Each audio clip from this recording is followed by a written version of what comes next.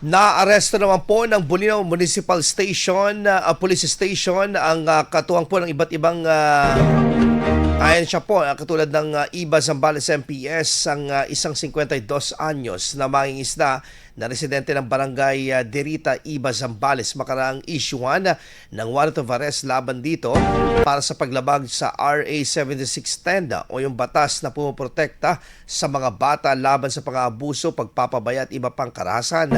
Ayon sa ulat, matagal nang iniimbestigahan ang suspect kaugnay sa kaso ng child abuse at kinumpirma ng mga otoridad ang pagkakasangkot ito bago isagawa ang operasyon.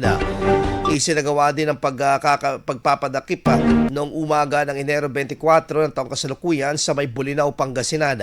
Kasalukuyang nasa kustodiya na ng Bolinao MPS ang suspect habang naghihintay ng paglilitis kaugnay sa kaso laban dito.